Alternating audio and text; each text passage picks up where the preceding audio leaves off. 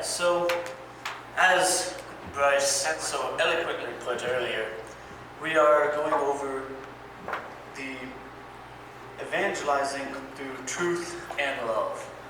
And so with evangelizing, no matter how you are, I wanted to take this opportunity. Bryce is going to be talking to you about how we use truth and love in our evangelizing. And I wanted to take this opportunity to talk to you guys about how in evangelizing, how we have to stay strong in our faith and even defend it at times. And so I'm going to tell you guys one of my favorite stories from the Bible that I've told you guys up from up here a couple of times. I don't know if I've ever shed this light on it. We're going to be talking about a few young men that we know as Shadrach, Meshach, and Abednego. And so, as we all know, Shadrach, Meshach, and Abednego were three Israelite men who were basically kidnapped from their land and brought into a foreign kingdom. This is when Israel was taken over, and they conquered Israel, and they took all the bright young men, basically, all of the good-looking and strong and smart people, and they brought them into their community to make their kingdom bigger and stronger and smarter. So these three young men were picked, and they were forced into this basically big machine of a kingdom.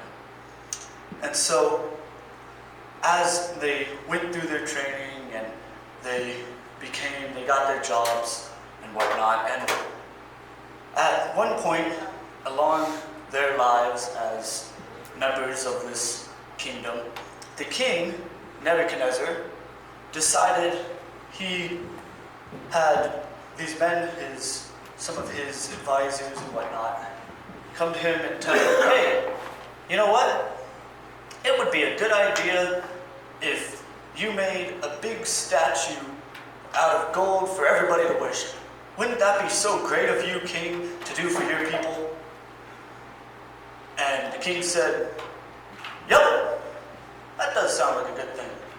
I'm going to do that. You know what? People are going to see this great, mighty statue. It's going to represent my authority and my power and our kingdom's power and our strength. That sounds like a good idea. So the king orders this huge statue to be built. You guys know the story, giant golden idol. And he sends out a decree that when the trumpets and the lutes and all the instruments are played, everybody is to bow down and worship this statue. And so every day, mind you, this would happen at a certain point every day. And so Shadrach, Meshach, and Abednego.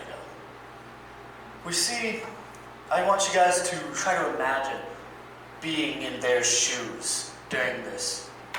So these three men who have been stripped from their homeland still remember their culture. They still remember who they are, where they're from.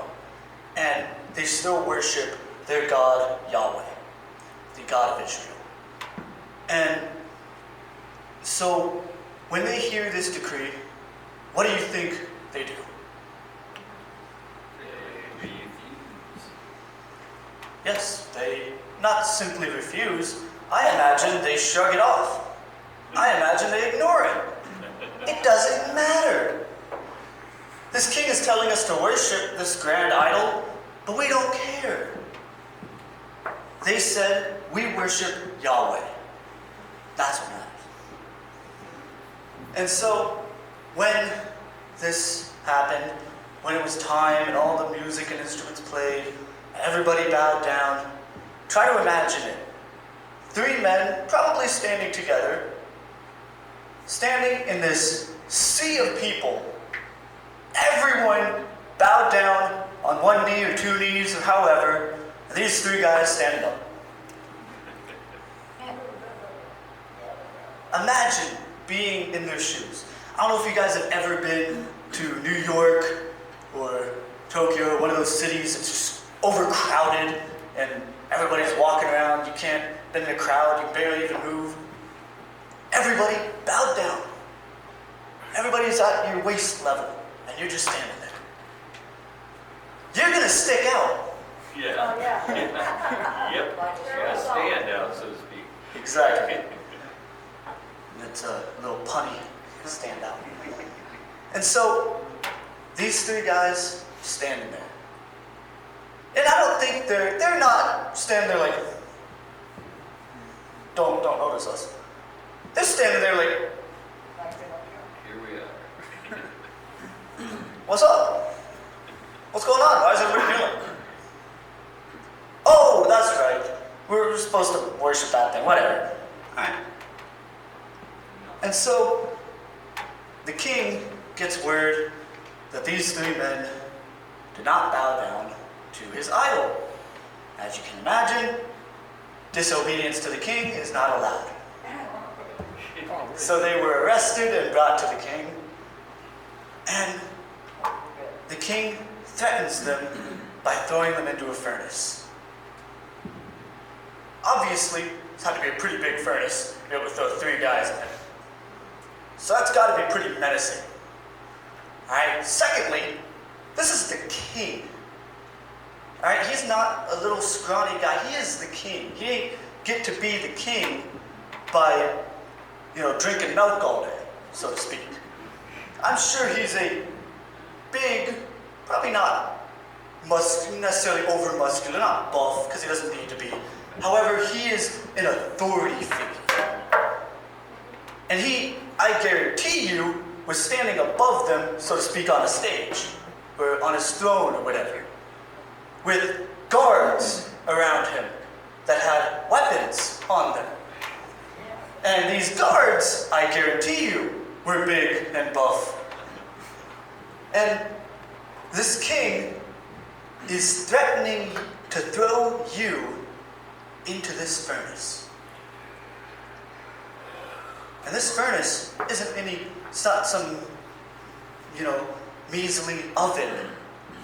It is a big, fiery furnace that isn't just fire, but it's cranked up to be 7 times hotter than it normally is. Fire. Normal fire seems pretty hot to me. I don't know how they can make it 7 times hotter.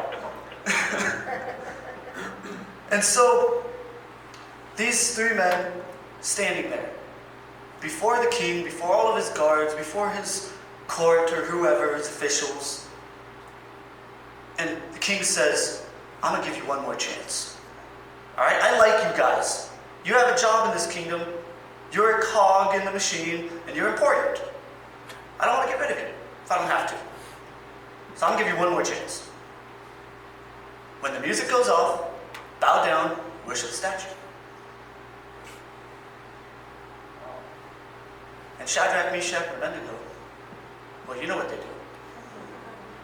They tell him, King, I respect you, and I respect the authority that God has given you, but we can't. It doesn't matter if you throw us into this furnace or order these guards to cut our heads off. We can't. We cannot obey your word over God's, because God has ultimate authority. And that pissed off the king even more. So, it says that in his rage, he ordered them to be thrown into the furnace, and for it to be 7 times hotter. And these big, brawny guards grab him and go over to the top of the furnace or side, wherever they would throw him in at. And it says the flames were so hot. This fire was so hot that just the heat coming out of the furnace killed these big, tough guys that threw them into it. That's how crazy hot this fire was.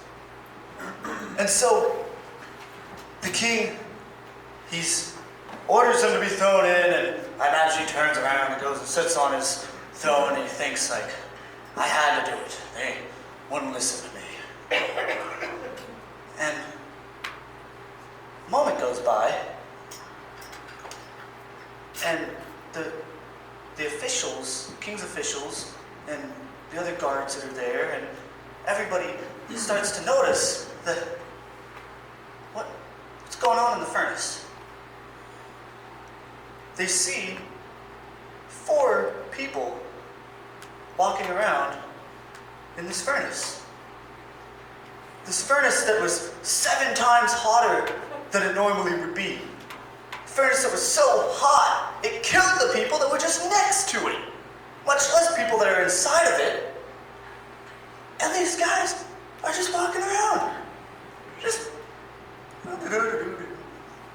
It's kind of hot, I guess. I mean, we know what that's like. We live here in Phoenix. It's kind of hot, but I mean... And the king scratches his head a little, like, wait a second. He asks his buddy, his official, whoever, he's like, how many guys did we just throw into the furnace? And he says, king, we only threw 3 of them. There's 3 guys, there's Shadrach, Meshach, and Abednego. And the king's like, well, am I the only one seeing 4? What's going on? And of course, everybody's, of course, king, there's 4 people, we don't know. And so the king orders for them to cool off the furnace and to bring the men out of there. And they cool down the furnace, make it so that people can actually go next to it. And they go over, they open the door, and they let Shadrach, Meshach, and Abednego walk out. And it says that not even their garments were singed. This fire that was so hot that the heat killed the guys that threw them into the furnace didn't even singe their clothes. And the king asks, what happened? How did this happen? And Shadrach, Meshach, and Abednego, they told him, our God protected us. We stood firmly in our faith. And because of that, our God protected us. But even if he didn't, even if he wouldn't have protected us, we were willing to be thrown in the furnace for him.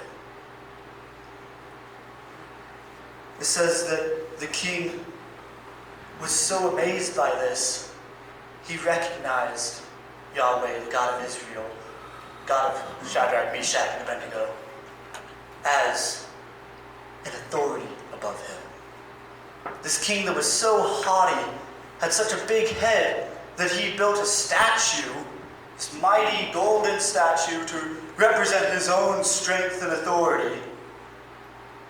He recognized God, the one true God, as an authority over him, because of Shadrach, Meshach, and Abednego's faith when they stood up for their faith.